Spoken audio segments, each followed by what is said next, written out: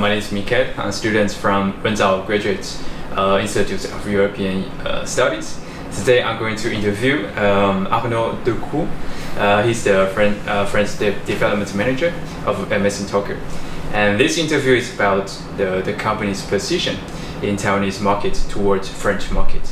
And here our team prepared some questions regarding economy and some broader questions. So hello Arnaud. Hello Mikael. Really nice to meet you. Yeah, nice to meet you. Can you introduce this company briefly and what do you do for this company? So AmazingTalker is an online learning platform where we teach all kinds of languages and also any type of other course. So we're a matchmaking platform. That means whether you're a teacher or a student, you can come, and if you're a teacher, sell your classes. If you're a student, learn and choose whichever tutor suits you best. So what goals does AmazingTalker want to achieve, and what is your objective for this company? Well, the objective of AmazingTalker is, first of all, to liberate the freelancer space. That means give tools to all those people who want to become independent, who want to become their own boss and earn money by themselves and not be tied down by another institution. So that's our main goal. And also just to continue to share, of course, the joy of learning, making it easier, cheaper for students, and especially more convenient. Okay. And what are the main customers of AmazingTalker and in the French market? Well, in the French market, our main customers are actually around 25 years old, maybe a little bit older, young professionals trying to learn new skills to better their career. We also have some parents, that's another target, for learning languages for their kids. For example, they want their kids to learn English. And also some retired people actually that want to learn languages as a hobby. Mm-hmm. And most of all, they do learn English, Korean, and Japanese. Those are our three top languages. And what are the goals of the corporation in the Taiwanese market? Well, we do want to become, later in the future, the first unicorn in Taiwan. So be valued as a $1 billion company. And we're rising there. What are the purpose of AmazingTalker work in the European markets? Well, the European market is very different, especially for learning and education. So first of all, it's kind of to educate our audience by showing them that this solution is possible, this exists, that's first of all. So opening the online language learning space and just educational space in general, and to really cement AmazingTalker as a big player in edtech, in educational technology in Europe. So it's kind of like a pioneer position, if you will. Mm-hmm. We all know that AmazingTalker is doing trade in service, right? Mm-hmm. And I'm still curious about during the pandemic, what kind of challenges that this company encountered, or with the pandemic, this company was getting more visible, or this company got more advantages? Well, that's a good question. I'm glad you raised it up. Actually, I'm not happy to say this, but the pandemic actually did help our business. In general, edtech and online learning knew a huge boom actually in the industry. So it actually contributed positively to our growth. Unfortunately, we didn't want this situation to happen, but exactly. Those are kind of the consequences. So the main challenge was, first of all, to kind of accept all these people coming online, which is a big challenge, especially because we're in a chip shortage right now and servers are hard to come by. Mm-hmm. So that was one technological issue, but also to keep that growth and that rhythm is actually kind of a challenge, because a lot of new companies actually started and were created during the pandemic.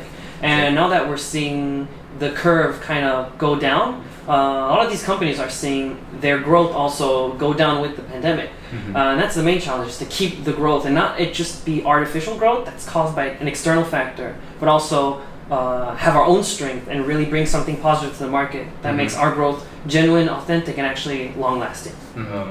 All right. So what are your approaches to attract French people to learn these languages on this platform? Well, that's a good question, because education in France varies extraordinarily compared to Asia.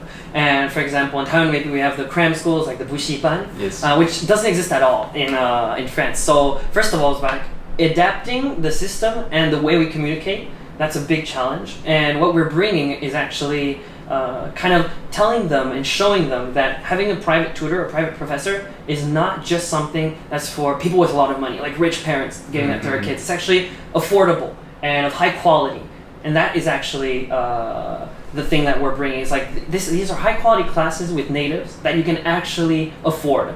And it's not something that's only restricted to the most fortunate of the population. Actually, everybody can learn a language, everybody can learn math, etc. Exactly. And what are your approach to attract your external partners to work with you in the French market? So first, it's taking a model that they actually are comfortable with. So showing them like the teacher and the student interaction online, whether it is through videos or through ads, and showing them a kind of different relationship that you can have with your teacher. So it's showing videos of people learning, but also in a fun way and in a customized way, in a way that they are only learning the things that they want to learn, things that are useful for them. You're not just learning like, where's Brian? He's in the kitchen. No, okay, I want to do this in English. Okay, we'll just do classes only on this. And that is one of our main selling points, if I can say it that way, for AmazingTalker. Okay. Since you work for this company in Taiwan, and what values or interests can you bring in the French market? Well, Taiwan actually has a very strong, I feel, entrepreneurial spirit, and our company and our CEO actually do have that very strong DNA of anything is possible. So we're very flexible actually in our way of either building the business or interacting with teachers or students.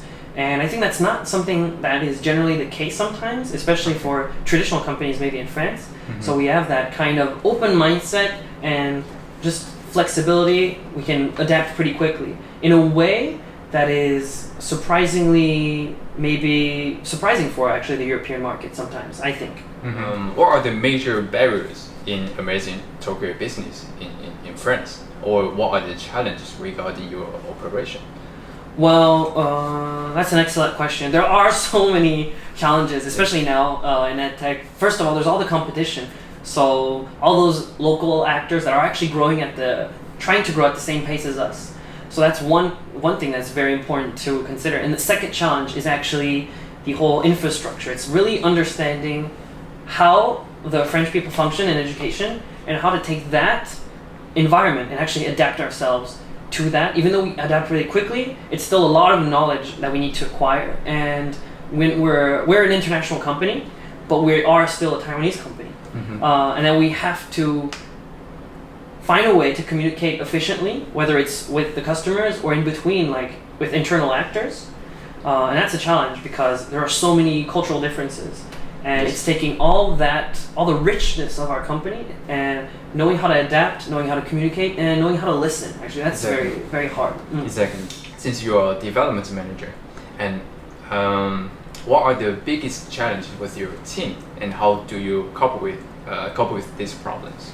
Well, one of the biggest challenges is just getting the foot in the door. That means telling other partners, whether it's other companies or people that can help us promote that, we're AmazingTalker or a pretty reputable company in Taiwan, and getting them to actually, first of all, like listen to us and understand, like, okay, who we are, what do we do? Mm-hmm. So the model is very new, so it's understanding what do we do as a business, and second of all, it's trusting kind of this unknown little company that has a lot of ambition. Mm-hmm. And that's a lot of it's really ambitious, but it's super interesting and motivating to work for. Exactly. Since internet world is never safe, you agree with that? Mm-hmm. And when the teachers give the lessons online, and how does tech support protect the website or personal and company information and the YouTube channel information, etc.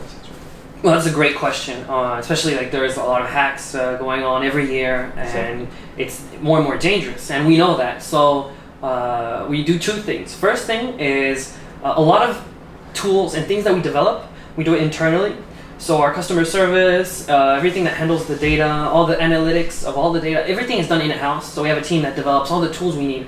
So we don't have to take the risk of having the information kind of go to an external company or another like partnership or something like that. We all do that in-house, which is great. It is hard and time-consuming, but it is well worth it, especially for the safety of our customers. So we do that. And for the services that we do ask other companies, for example, the video service, we want to choose the best. That's why we collaborate with Zoom. So that's kind of like the only big external partner that we collaborate with, because they're trusted and known.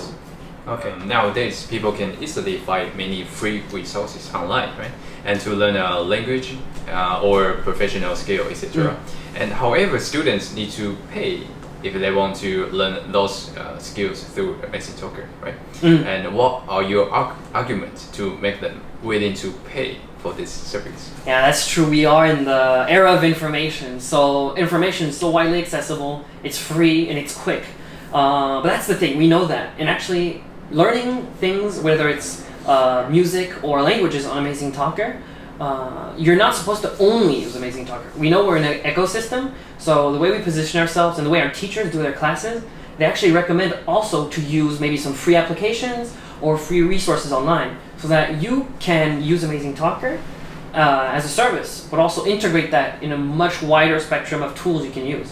So I view that more as like an advantage, because I think if you're really serious about learning something, you got to use all the tools that are available. And there's some things that we do on AmazingTalker that it's impossible to get for free. To have that one-on-one class with somebody that's an expert in their domain, having all that knowledge, having that feedback, that's very hard to get for free. But all the free resources are actually great to use, and we recommend them. And we actually take that into account into our business. Okay. What is these companies' turnover? So yearly, we're making about our last publications, which was last year when we were doing our financial statements, were about 30 million USD per year. So now we are well on our way to exceed that. And we finished our first round, our Series A of funding. So we raised about $16 million in funds to continue growing at a rapid rate. About the founding, what are the founding instruments when you're developing European markets? Do you have sponsors or? Well, all the funding is either done internally, so that we use the money that we make in other markets, and we leverage that money in a way that we can use it to grow more riskier markets. That's why we're allowed to grow at such a rapid rate, is that we use our resources. And second of all, we do private funding with external actors. So right now it's more of Asian funding rounds, but that money is actually used to develop the international side. As for non-funding tools or assets, we do collaborate with YouTubers, we collaborate with Instagrammers, we do a lot of influence marketing, and also we are in direct contact with the Facebook team and the Google team, so that they can help us leverage our message and our resources on their platforms. So whether it's natural content or paid ads. So we have those three levers. Of course there's many others, but those are the main ones. To stay competitive, what is your strategy of diversification? Do you have different approaches to bring the company at higher competitive level?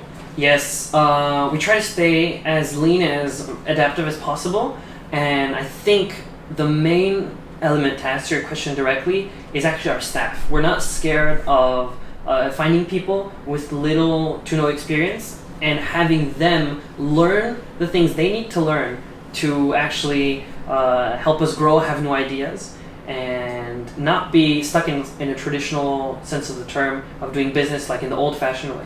So our staff is very young and very ambitious, and that helps us learn very quickly, adapt very quickly, and take very calculated risks, but not be scared just to take those risks and do things that maybe other companies would not be willing to do. And that is by far, I think, the number one advantage that AmazingTalker has, is that open-mindedness and the way of recruiting. And I hope we can continue recruiting even more people from all around the world. And they can also work full remote, so we work with people that sometimes have never even been to Taiwan. And that's awesome. And I don't think a lot of companies do that. Okay. What is your next step in European or in French markets? I think the next step is, after continuous growth, is to actually open up one day an office in one European country and another in America or South America. I think those are the next steps, because there comes a moment where you can always continue to grow, but we are going to need to make it official and step inside the market one day. And that, for me and for the company, is a big goal, and it will be very exciting the day that maybe we'll come back to a second interview, and who knows, maybe it'll be in Europe. Okay, all right. A question about the education.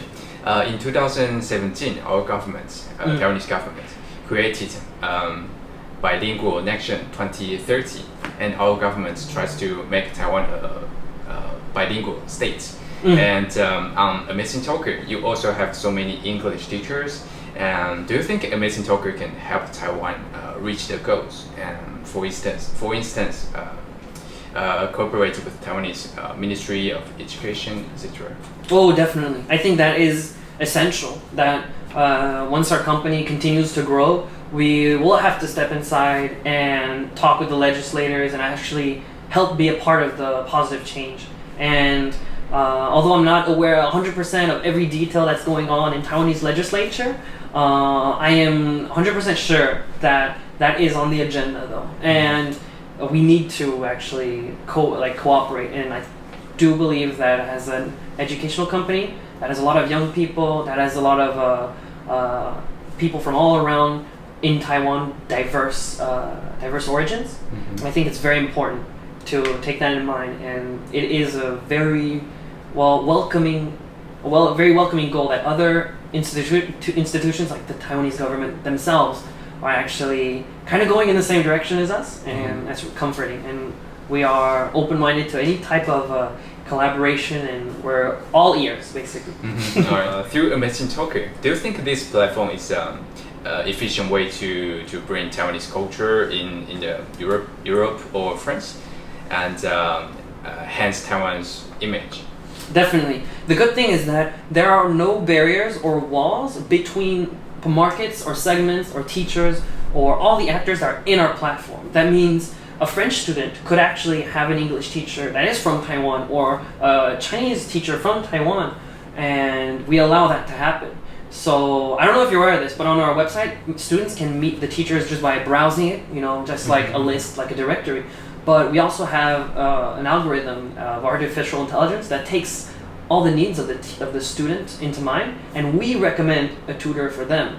And through tools like that, there's people that are going to be exchanging with maybe teachers that are from very different nationalities, like for example from Taiwan, and they'll get to learn also in exchange, because when you're learning languages online, the teacher is not just an actor who's there to get you to the next level. Of course, that's his main goal, but he's also somebody, like our teachers are very passionate, they have their own passions, they have their own personalities, and we like to reinforce that. And by bringing all these Taiwanese actors, like whether it's students or teachers that are going to actually, exchange and have all these relationships with other people from around the world, it is a great opportunity actually for everyone to get together. We also have a part where students can give their testimonies, say like their learning journey, and that it's in Chinese, English, French, and we actually we push all our students to go forth and talk about their country, about their experiences, about who they are as a person and as a learner. And there's so many opportunities for all these people to actually come and exchange and get to know each other. So we're not on social media yet, but we do have very social functions though. All right. It is a good tool to enhance the bilateral relationship in cultural or in economic aspect, for example, between Taiwan and France, etc.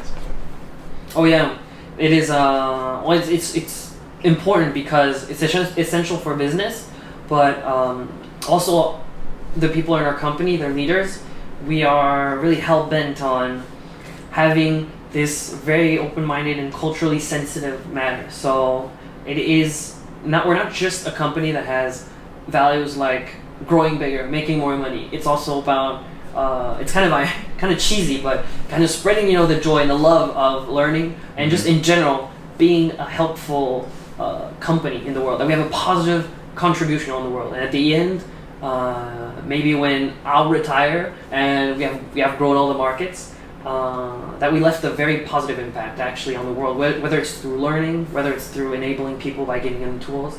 And I think that's very important, and that comes from bilateral relations and really exchanging and learning from each other. All right, so that's all the questions. So I really appreciate Arnaud share many information regarding the operation of this company and the operation in the French market with us. And this is really interesting and informative. So thank you for giving us a good opportunity to interview this company. So thank you so much. Thank you. So thank you for Glad to be watching. here.